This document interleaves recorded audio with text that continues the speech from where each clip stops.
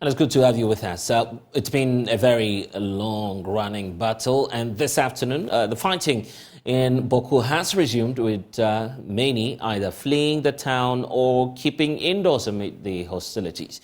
Many have died, others have also been injured, and many more have been displaced over the many years of conflict that's happened in the community. In the latest incident, we understand that one person is said to have been attacked and killed by unknown assailants in BAWKU, with two others sustaining injuries. According to the municipal chief executive for the area, the incident, which happened at a fuel station, also resulted in the injury of two women. It's unclear if today's incident is linked to any of the long-standing conflicts within the area, but the nature of the violence there actually leaves many more questions than answered. So let's take you live to the area now. Albert Sorry is our correspondent in the Upper East region, joining us via phone now for the very latest that we have coming through from the Bolgatanga area.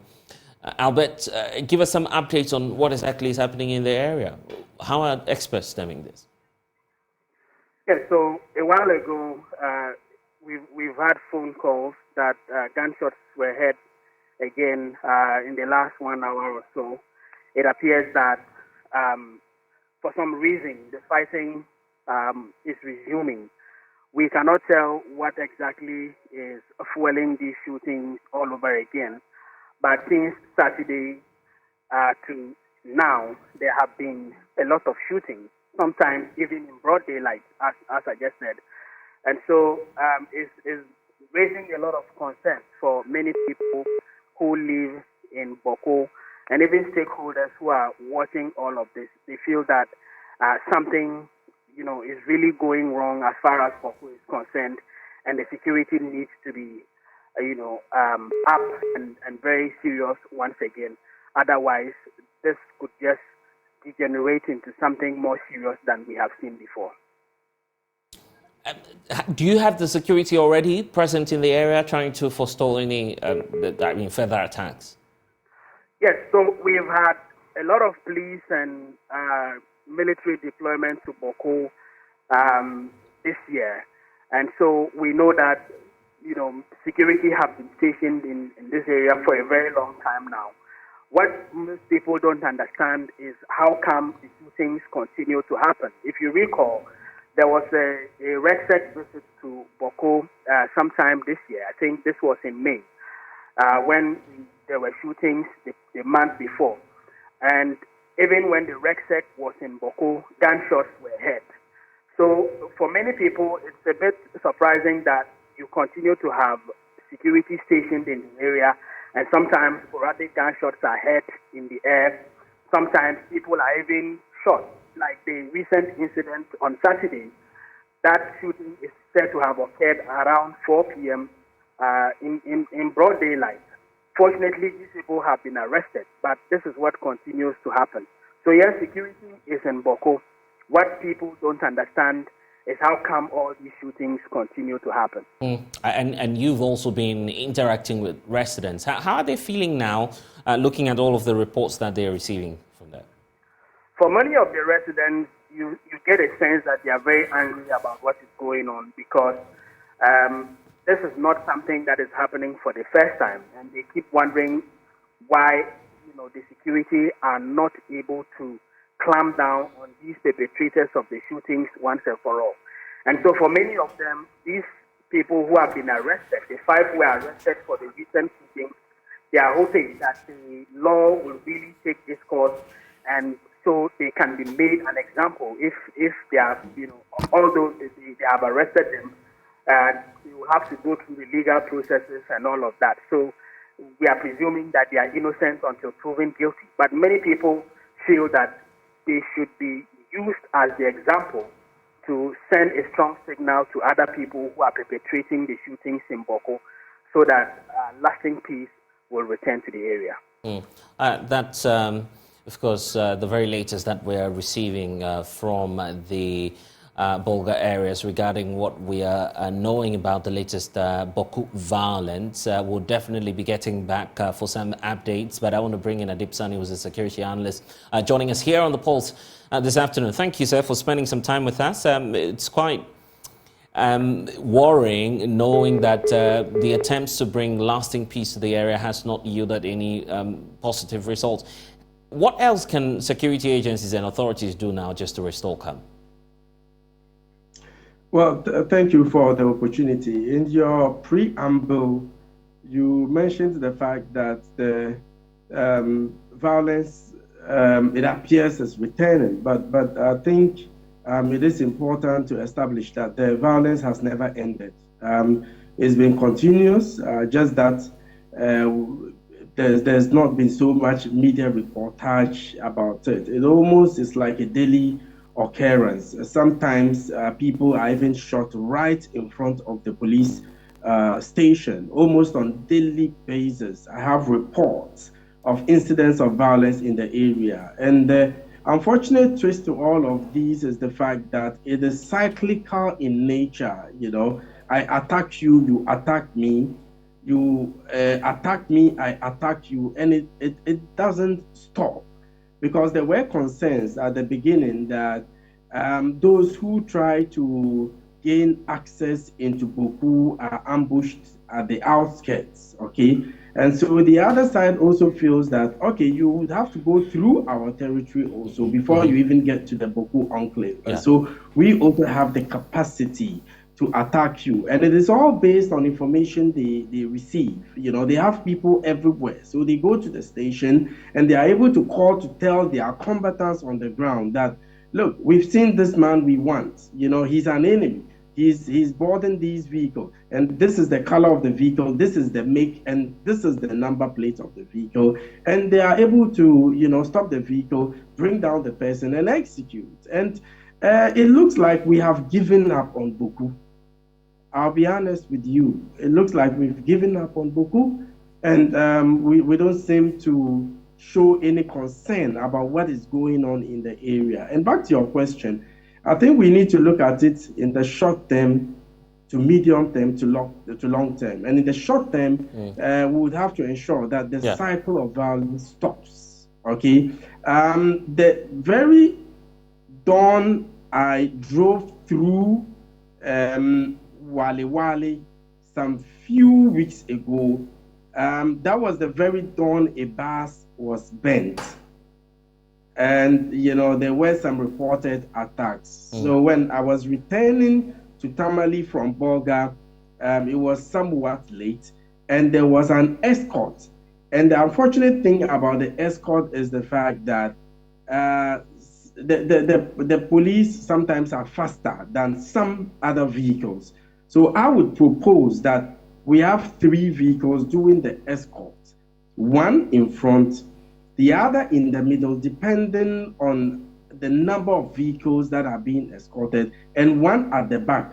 The last police vehicle or military vehicle at the back should not overtake any vehicle. Right. You get me? They should be put together. And we also need to pay attention to what is happening before you enter BAWKU also, because I remember some time ago there were escorts. I don't know whether it is still in place. So we are able to stop the violence. Then we can start considering what the other issues are. And all of it can be brought to a better light when there is conversation on it, when there is dialogue. And I understand the Ashanti is on it.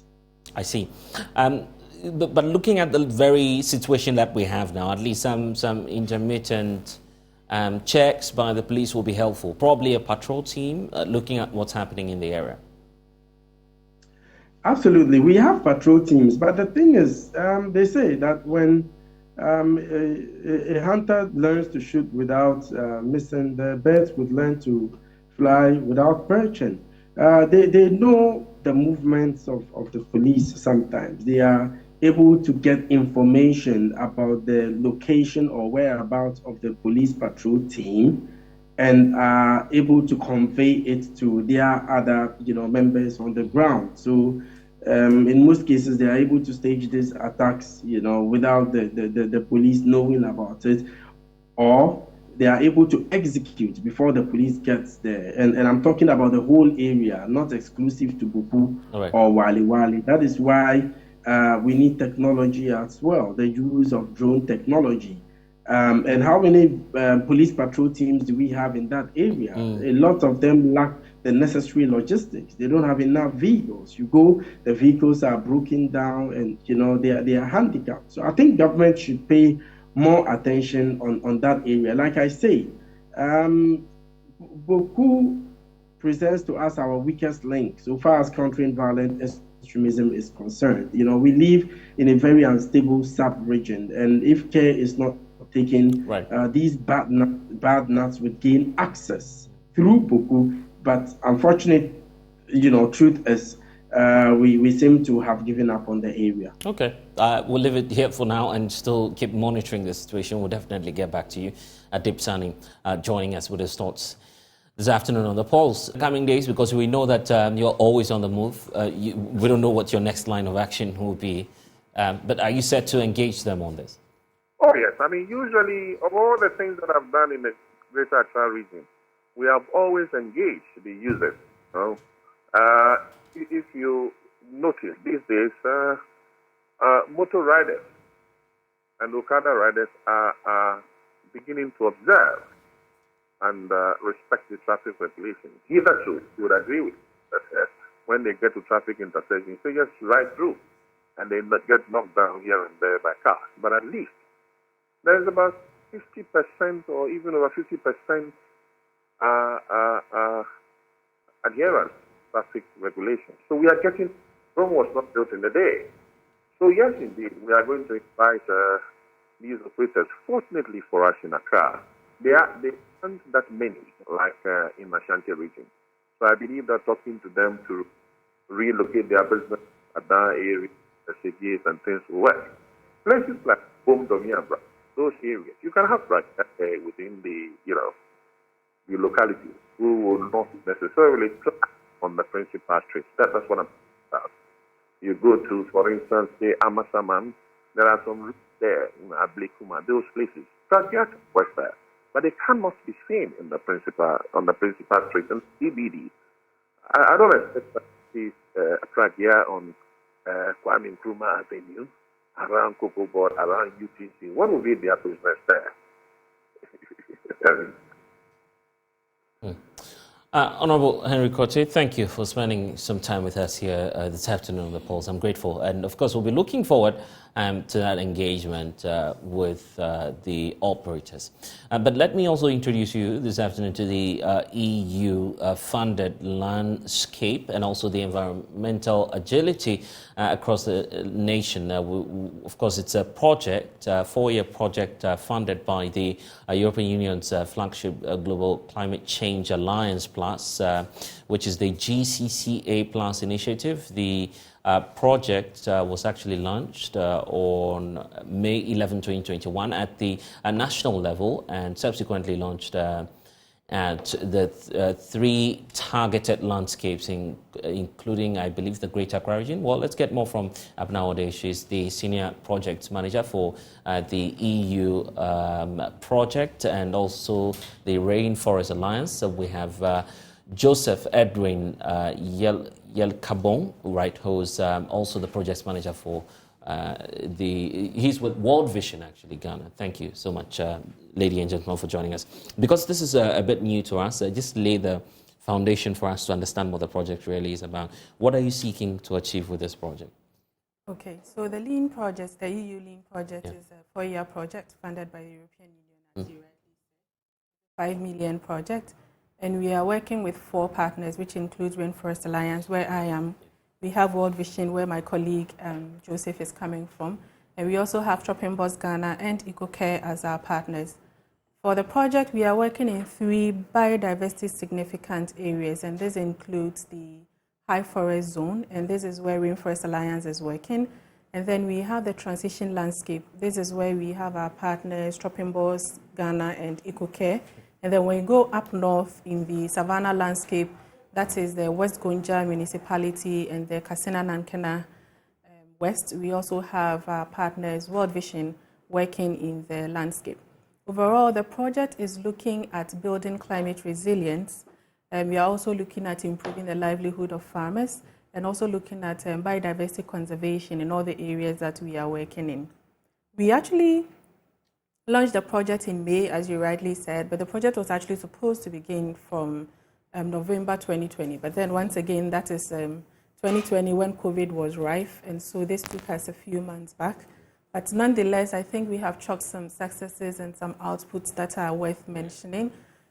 Key amongst these is the targets that the project is looking at reaching, which is about 36,000 smallholder farmers across the 3 landscapes that we are working in, which is looking at the reforestation efforts of the project, where currently we have raised and distributed about 700,000 seedlings, mainly native species across board. We have also established over 70 nurseries in all the communities that we are working in. Let me also mention here that we are working in over 200 communities across board. In the high forest zone alone, which is mainly the Western North region, where Rainforest Alliance, we have the Thriving Landscape. We have about 107 communities that we are working in 4 districts alone. And this cuts across Sefi, also Bibini, and also BAWKU.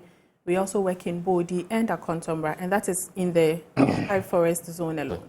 When you go to the transition where we have EcoCare and Tropinbos working together, we also have about 60 communities that we are working in there.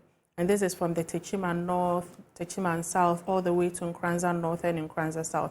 And even some parts of the Ashanti region, which is Offenso North and Offenso South. And then up north, like I mentioned, we have the West Gonja and the Kasena Nankana West, where Joseph will give more highlights on that. But Joe, the question is, and very often when issues around climate change comes up, the question is, why should this be so important to us, by the way? Yeah, so thank you so much. The issue of climate change is central in current dispensation because if you look at the effect, it's quite, let me say, damaging to a very large extent. Smallholders are no longer getting the yields that they want. Women have to trek long distances to access fuel wood and even water for their household usage. And also the issue of even livelihoods are largely affected. So this is a very clear issue that has to do with livelihood.